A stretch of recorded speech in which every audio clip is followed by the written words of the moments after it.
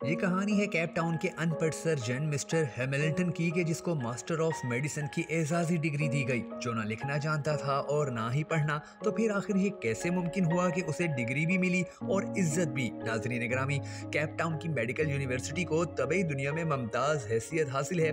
दुनिया का पहला बाईपास ऑपरेशन इसी यूनिवर्सिटी में हुआ था। इस यूनिवर्सिटी ने चंद साल पहले एक ऐसे सियाह फाम शख्स को मास्टर ऑफ मेडिसिन की एजाजी डिग्री से नवाजा जिसने जिंदगी में कभी स्कूल का मुंह तक नहीं देखा था, जो अंग्रेजी का एक लफ्ज पढ़ सकता था और ना ही लिख सकता था। लेकिन 2003 की एक सुबह दुनिया के मशहूर सर्जन प्रोफेसर डेविड डेंट ने यूनिवर्सिटी के ऑडिटोरियम में ऐलान किया कि हम आज एक ऐसे शख्स को मेडिसिन की एजाजी डिग्री दे रहे हैं जिसने दुनिया में सबसे ज्यादा सर्जन पैदा किए, जो एक गैर मामूली उस्ताद, एक हैरान कुन सर्जन है और जिसने मेडिकल साइंस और इंसानी दिमाग को हैरान कर दिया। इस ऐलान के साथ ही प्रोफेसर ने हैमिल्टन का नाम लिया और पूरे ऑडिटोरियम ने खड़े होकर उसका इस्तकबाल किया। ये इस यूनिवर्सिटी की तारीख का सबसे बड़ा इस्तकबाल था।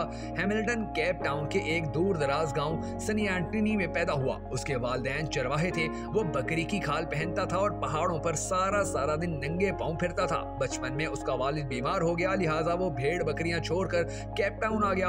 इन दिनों केप टाउन यूनिवर्सिटी में तामीरात जारी थी। वो यूनिवर्सिटी में मजदूर भर्ती हो गया। उसे दिन भर की मेहनत मुशक्कत के बाद जितने पैसे मिलते थे वो ये पैसे घर भिजवा देता था और खुद चने चबाकर खुले आसमान तले ग्राउंड में सो जाता था। वो बरसों मजदूर की हैसियत से काम करता रहा।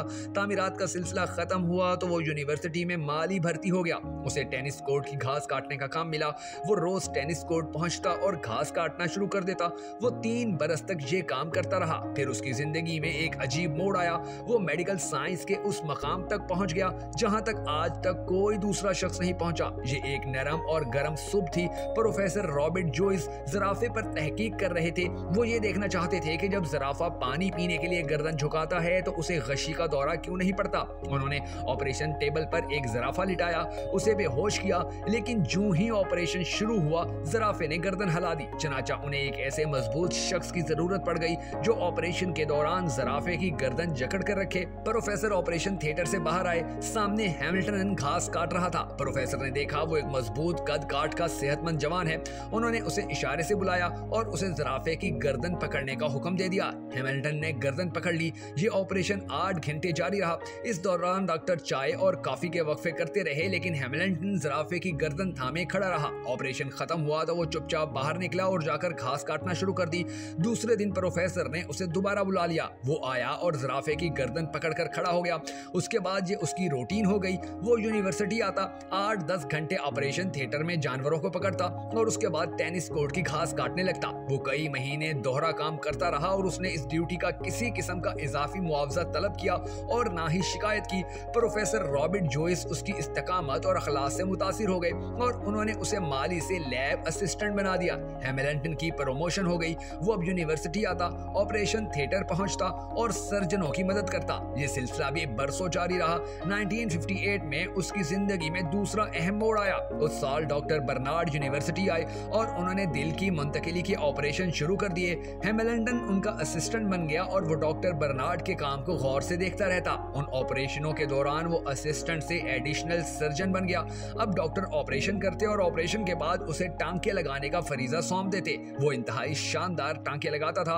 उसकी उंगलियों में सफाई और तेजी थी। उसने एक दिन में 50-50 लोगों के टांके लगाए। वो ऑपरेशन थिएटर में काम करते हुए सर्जनों से ज्यादा इंसानी जिस्म को समझने लगा। चनाचा बड़े डॉक्टरों ने उसे जूनियर डॉक्टरों को सिखाने की जिम्मेदारी सौंप दी। वो अब जूनियर डॉक्टरों को ऑपरेशन की तकनीक सिखाने लगा।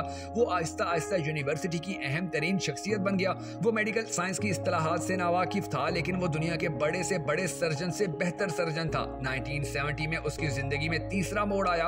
उस साल जिगर पर तहकीक शुरू हुई तो उसने ऑपरेशन के दौरान जिगर की एक ऐसी शरेयान की निशानदेही कर दी जिसकी वजह से जिगर की मुंतकिली आसान हो गई। उसकी इस निशानदेही ने मेडिकल साइंस के बड़े दिमागों को हैरान कर दिया। आज जब दुनिया के किसी कोने में किसी शख्स के जिगर का ऑपरेशन होता है और मरीज आंख खोलकर रोशनी को देखता है तो उस कामयाब ऑपरेशन का सवाब बराह रास्त हैमिल्टन को चला जाता है। उसका मोहसिन हैमिल्टन होता है। हैमिल्टन ने यह मकाम अखलास और इस्तिकामत से हासिल किया। वो 50 बरस केप टाउन यूनिवर्सिटी से वाबस्ता रहा। इन 50 बरसों में उसने कभी छुट्टी नहीं की। वो रात 3 बजे घर से निकलता था, 14 मील पैदल चलता हुआ यूनिवर्सिटी पहुंचता और ठीक 6 बजे थिएटर में दाखिल हो जाता। लोग उसकी उसकी आमदोरफ्त से अपनी घड़ियां ठीक करते थे। इन 50 बरसों में उसने कभी तनख्वाह में इजाफे का मुतालबा नहीं किया। उसने कभी औकात कार की तवालत और सहूलतों में कमी का शिकवा नहीं किया। फिर उसकी जिंदगी में एक ऐसा वक्त भी आया कि जब उसकी तनख्वाह और मराआत यूनिवर्सिटी के वाइस चांसलर से ज्यादा थी और उसे वो एजाज मिला जो आज तक मेडिकल साइंस के किसी शख्स को नहीं मिला। वो मेडिकल हिस्ट्री का पहला अनपढ़ उस्ताद था। वो पहला अनपढ़ सर्जन था जिसने जिंदगी में 30,000 सर्जनों को ट्रेनिंग दी। वो 2005 में फौत हुआ तो उसे यूनिवर्सिटी में दफन किया गया। उसके बाद यूनिवर्सिटी से पास आउट होने वाले सर्जनों के लिए लाजिम करार दिया गया कि वो डिग्री लेने के बाद उसकी कब्र पर जाएं, तस्वीर बनाएं और इसके बाद अमली जिंदगी में दाखिल हो जाएं। एक बार यूनिवर्सिटी का डीन चलते चलते रुका और उसने नौजवानों से पूछा, तुम जानते हो उसने ये मकाम कैसे हासिल किया? नौजवान खामोश रहे। एक तालिब इल्म ने कहा, सिर्फ एक हाँ से, जिस दिन उसे ज़राफे की गर्दन पकड़ने के लिए ऑपरेशन थिएटर में बुलाया गया था।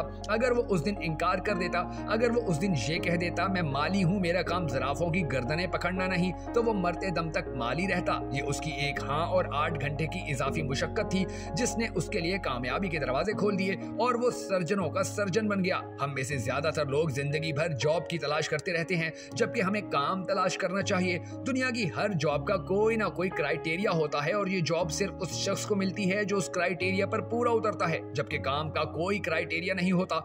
मैं अगर आज चाहूं तो मैं चंद मिनटों में दुनिया का कोई भी काम शुरू कर सकता हूं और दुनिया की कोई ताकत मुझे इस काम से बाज नहीं रख सकेगी। हैमिल्टन इस राज को पा गया था, लिहाजा उसने जॉब की बजाय काम को फौकियत दी। यूं उसने मेडिकल साइंस की तारीख बदल दी। जरा सोचो, अगर वो सर्जन की जॉब के लिए अप्लाई करता तो क्या वो सर्जन बन सकता था?